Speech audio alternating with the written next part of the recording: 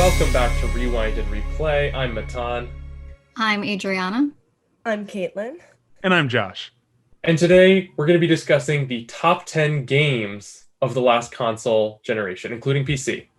Basically the best games of the last 7 years before the release of the PlayStation 5 and Xbox Series X and S. The rules of this list are that the games cannot have come out before November 15th, 2013, the release date of the PlayStation 4, and no remasters or re-releases will be included. Let's get into it. So for me, we're doing Animal Crossing New Horizons. This one just came out this last year, and what can you say about it? I mean, it's one of the best-selling Switch games ever. I think number 2, only behind Mario Kart, and it has been super important during the COVID-19 pandemic. And I think it's going to have a long-lasting cultural impact. I mean, KK Slider, all of those songs, all the hourly songs, and the overall sound design, beautiful. There's the cutesy art design that stands on its own, but is only bolstered by community creativity. Then there's the innovations like terraforming and being able to place outside furniture and everything for endless replayability. So, I mean, it's peaceful, it's simple, and you're able to show love, like, not only to your villagers, but to your friends, your real friends, by sending like letters, gifts, and just affirmations of love. I think it's just a beautiful game. Next up is Apex Legends. Apex Legends is one of the best first-person shooters I have played in a very long time. Its guns feel responsive and distinct, with more traditional guns like the Flatline Assault Rifle and Sentinel Sniper Rifle feeling entirely different from each other, as well as from the more clearly sci-fi weapons like the Volt Energy SMG or the Charge Rifle. The roster of characters is diverse in gameplay and identity, giving players options to determine their ideal playstyle and representing a wide swath of ethnic and gender identities. The 14 characters all have big personalities despite the game not having a single-player campaign, and all of their abilities are exciting and strategically viable. The movement system, though, to me, is its greatest achievement. Sprinting, climbing walls, sliding, ziplining, teleporting, and the lack of fall damage all contribute to a game that is fun to do anything in. This is a shining star of the highly saturated Battle Royale genre, one that I won't stop playing for a very long time.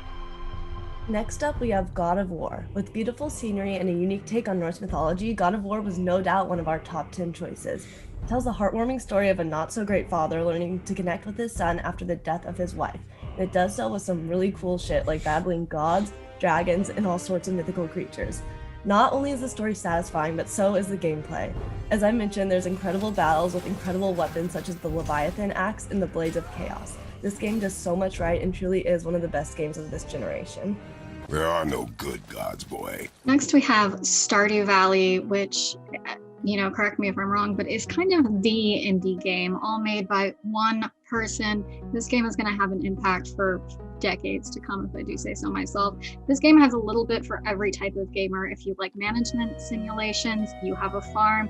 If you like visual novels, you get to romance. If you like fighting, there are endless levels in the mind. This has a place in everyone's heart, and you really can't get any better than that.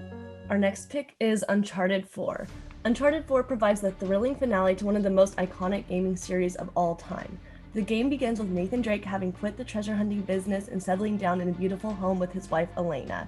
He is dragged back into the treasure hunting game for one last journey by none other than his brother Sam, who has been presumed dead for 15 years. Sam needs Nathan's help in finding Henry Avery's long-lost treasure, and thus we set off on an epic adventure full of pirates, treasure hunting, and lots of gunfights. With Sam now introduced, we finally get to see where the brothers grew up. The story of the two as children unravels alongside the story of them as adults in a beautiful narrative parallel. The gameplay is nothing overly unique, but what it does well. Taking down enemies is fun whether you choose to use stealth or charge straight into battle. The AI in this game is smarter and can react and coordinate against the player tactics, forcing you to be more creative about your takedowns. And who could forget the iconic sword battle with Wraith Adler at the end? The game all around is one of the top games of this generation, and not one we will soon forget. Next up, Super Smash Bros. Ultimate. Super Smash Bros. Ultimate is the greatest celebration of gaming that is itself a video game. By the end of its DLC updates, it will boast 81 characters from across gaming, including such notable names as Cloud Strife, Minecraft Steve, Banjo and Kazooie, Joker from Persona 5, Ryu from Street Fighter, Sonic the Hedgehog, Samus from Metroid, Pikachu from Pokemon, and of course, Mario. The Smash Bros. Series is highly unique but easily understandable in its knock your opponent out of the TV format. It is easy to learn but hard to master, offering enjoyment for people picking up the series for the first time or masters seeking to hone their skills at the highest level. It is a crossover on a never-before-seen scale, which has only expanded with additional characters since the game's initial release. Though the online mode is somewhat flawed and the single-player RPG campaign is not for everyone, Super Smash Bros. Ultimate is a triumph of multiplayer gaming for new and old fans alike. Next up is Rockstar's Red Dead Redemption 2. What can I say about this game that hasn't been said hundreds of times back in 2018? It was meticulously made. I mean, the story is so in-depth. It has a huge open world map. I'm going to say design a lot, I think, because it had terrific art design. I mean, think about the character and costume design. Think about the map and location design. Think about the weapon and equipment design. Like, everything in this game is just so pretty. It's a very pretty game, and I don't expect anything less from Rockstar.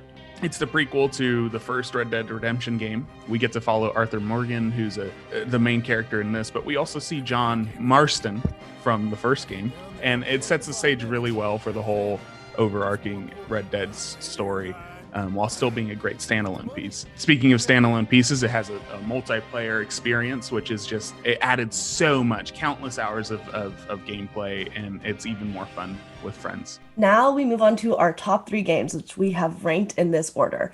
For our number 3 game of this generation, we have all agreed upon Spider-Man PS4. This game does so much right. The story truly helps you connect with Peter and feel like you are the hero. It is so fun to play and even tugs at the heartstrings near the end of the story. Some aspects of the story may have seemed obvious during playing, but they were still so rewarding to watch and play.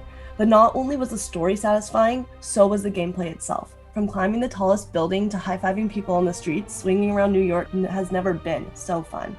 The game got everything right when it came to controls. Everything felt so smooth and so incredibly fun that most people never even considered using fast travel to get around the beautiful open world. With 28 suits total in the game, the possibilities seem endless. Each suit comes with a suit power that makes combat even more unique to the player. Whether you choose stealth and decide to web people to any surface you can find, or use combat to take entire groups down at once, you will have a good time. And that is why this game secures its spot as number 3 on our list. Okay, but what if there aren't any around? Good one. And as number 2 on our list, we have The Last of Us Part 2. You know, if you've listened to our content before, you know Caitlin and I have some serious gripes with this game. But at the end of the day, not only is this a great series, this is almost a perfect sequel. It does everything right in most major categories: graphics, combats, control, narrative. You pick up again with Ellie, and at the beginning is an emotionally wrought journey. As much as you want to throw yourself off a cliff when you're playing Abby, the messages in this game and the terrifying additions to the zombies make it really stand out. Naughty Dog did an excellent job making this game different from the first. As a game most of us have been waiting for since the first one came out, this exceeded almost all expectations of what we were thinking, what we were theorizing, and it is unique. It is like nothing else we have seen so far. For all those reasons, The Last of Us Part 2 has to be our second choice.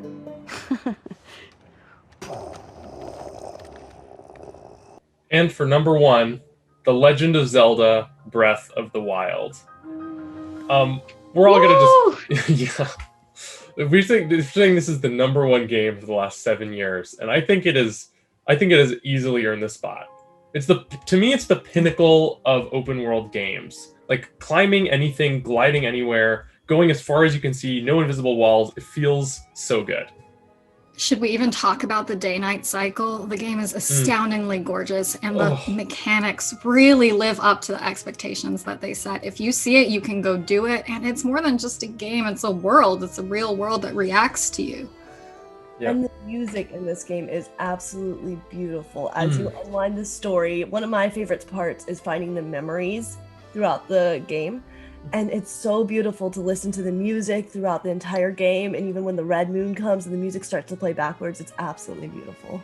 Even if you haven't played a Zelda game before, and I haven't played many, Breath of the Wild is unique. I mean, you learn so much more about the lore of the world, but even if you know nothing, you get so attached to the characters, the memories, the flashbacks, the setting. It is. Make this game sound really fun, guys. Yeah. See, it speaks to how much the three of us love this game that one of us has not even played it. It's the largest complaints are that the story is a little plain, and that the major temples, the divine beasts, are a little weak. And I agree with both of those complaints. It's just that those are such a small amount of my gameplay, of my time with this game. It did not really inhibit my experience. It was overall, I think this game is it is not perfect, but it is a 10 out of 10. Absolutely. I mean, I'm terrible at combat. Wow. I'm sorry. It is by far the best game on our list and the best game that we have played in the last 7 years. Yeah. And this is a game for any type of gamer. It really is. Yep. Go on. Taste it. So that does it for our list of the top 10 best games of the last console generation. We cannot wait to see what is coming for PlayStation 5 and Xbox Series X, and I'm sure we will have a lot to say about it once they arrive. And PC. And PC. And PC. Thank you very much for watching, and we will catch you next time.